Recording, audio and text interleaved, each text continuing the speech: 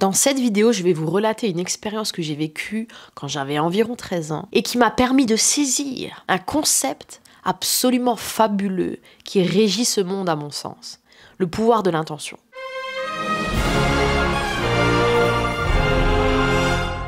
Régie du verbe régir, et non pas de Régine qui est la copine de Josiane, mais parce que oui, pour moi, ce pouvoir, il domine le monde. Et l'expérience que moi j'ai vécue m'a permis d'intégrer quelque chose dont j'ai aujourd'hui qu'actuellement conscience de sa puissance. Je vous promets que je ferai des phrases un peu plus simples tout de suite, maintenant, après. Bah, visiblement, c'était pas pour tout de suite, hein, parce que tout de suite, maintenant, après...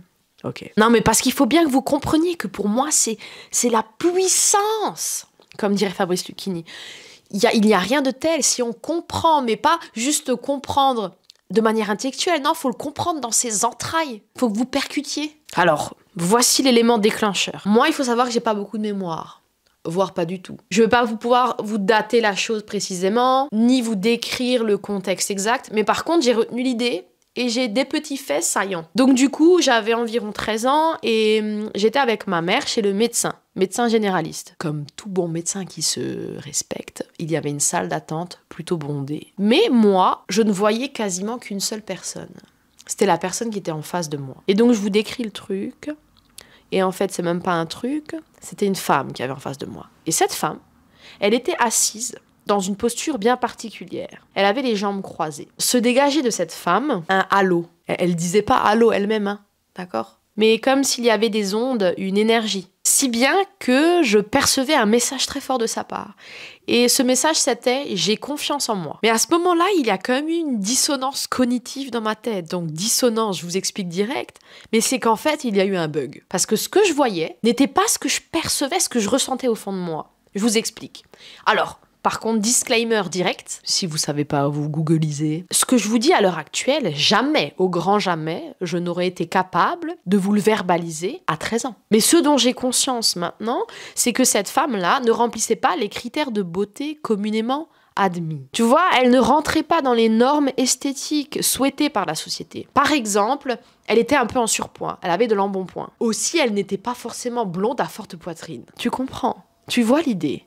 Pour autant, punaise, qu'est-ce qu'elle était belle. Ce qu'elle émanait autour d'elle, c'était très fort. Et ça effaçait absolument tout le paraître. Moi, ça m'a complètement transcendée. J'étais pas forcément en train de trembler face à elle.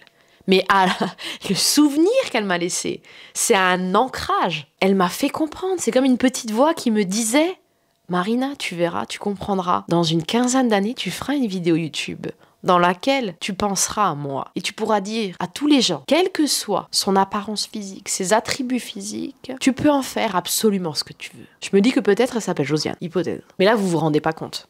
Parce que là, vous êtes en train de dire « Oui, Marina, tu nous racontes un truc. » Mais vous n'êtes pas dans ma tête à ce moment-là. Moi, j'ai 13 ans, je comprends pas ce qui se passe, mais je ressens. Elle est en place, elle est assise et elle met tout le monde d'accord. Sa posture, ses gestes, sa manière de parler, elle a de l'assurance. Elle n'a pas besoin de le dire, de le prouver avec des mots. Vous le ressentez, les gars. Mais qui peut me stopper? Je viens de loin. Personne peut la stopper.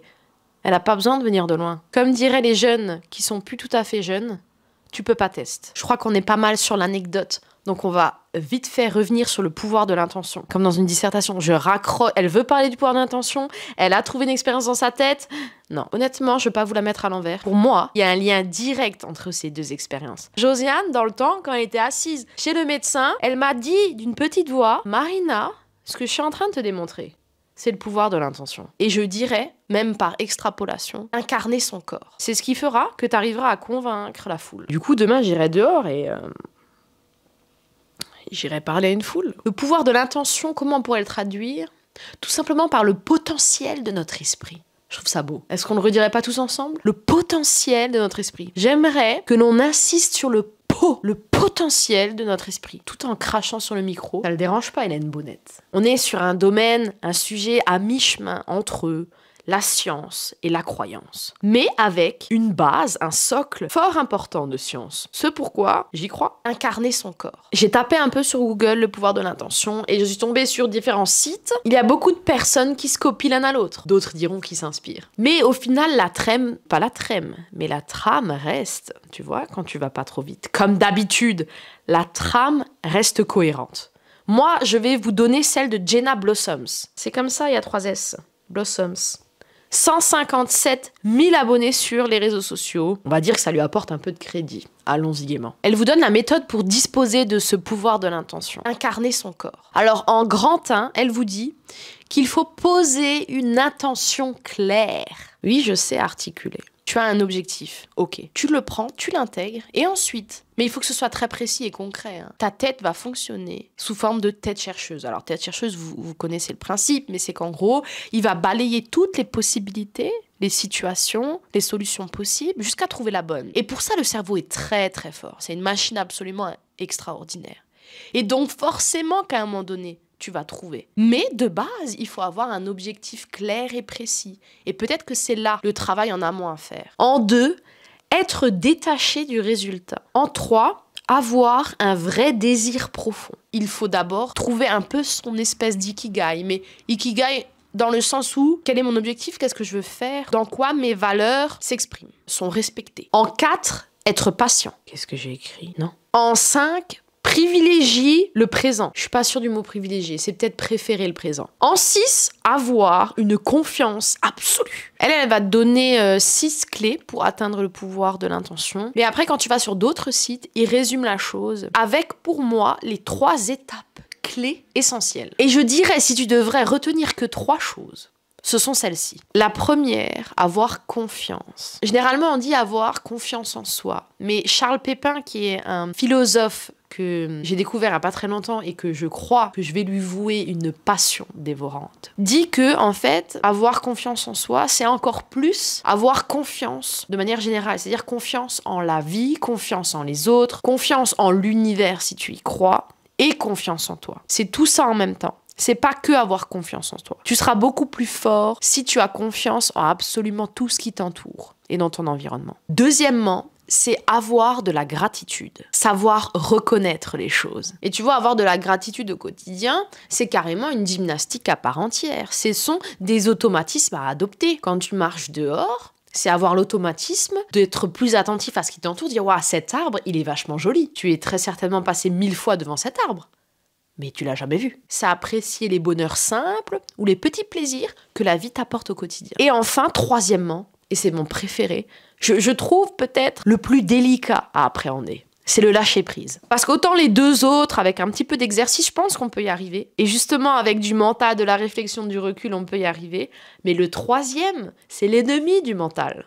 C'est le lâcher-prise. C'est ça qui est beau dans la vie, c'est que les choses les plus compliquées, les plus délicates, c'est justement celles qui vont faire basculer les choses. Basculer, bousculer, tout ce qui est en B, ça fonctionne. Et pour moi, le lâcher-prise, c'est ça. Regardez déjà Fanny Nussbaum, avec son concept de l'intelligence. Eh bien, elle dit que pour être dans le plus haut niveau d'intelligence, dans le flow, il faut du lâcher-prise.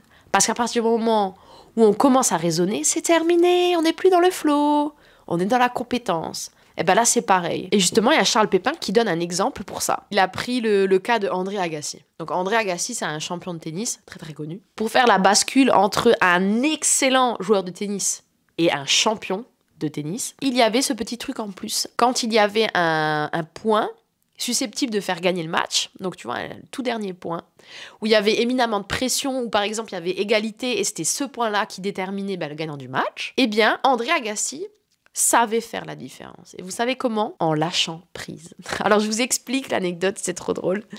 Il disait que André Agassi, au lieu de se dire « Oh punaise, là, il faut que je soigne mon service, il faut que je réfléchisse à mon geste qui soit OK, que je regarde l'adversaire où il est, qu'il mette en place une tactique comme ça sur l'instant, et qu'il soit complètement les mains moites, stressé, etc. » Ce qui lui ferait éventuellement perdre et rater ce service.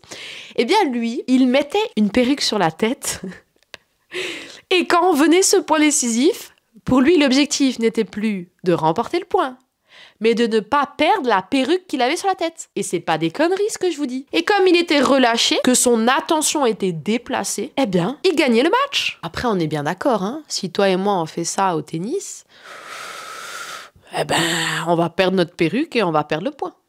Mais comme lui, c'est déjà un excellent joueur de tennis, rappelez-vous, eh bien, il a déjà la technique sous-jacente nécessaire. Il a le prérequis pour le faire. En fait, la seule chose qui lui ferait rater son service, c'est la pression.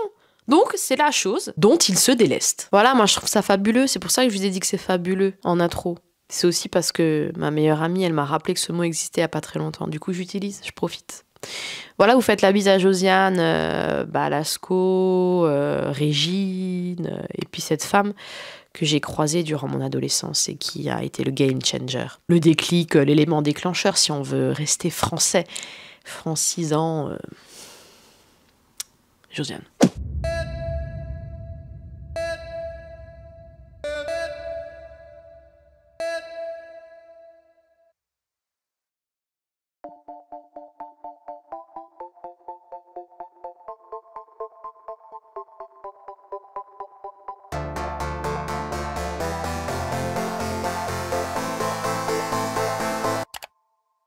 Ok, ça fait longtemps que j'avais cette expérience en tête, mais au final, je l'ai oubliée, je l'ai intégrée, certes, dans ma manière de vivre et d'être, surtout. Mais là, récemment, j'ai eu des discussions qui ont de nouveau fait émerger ce côté-là et l'importance du pouvoir de l'intention, et je dirais, même par extrapolation, d'incarner son corps.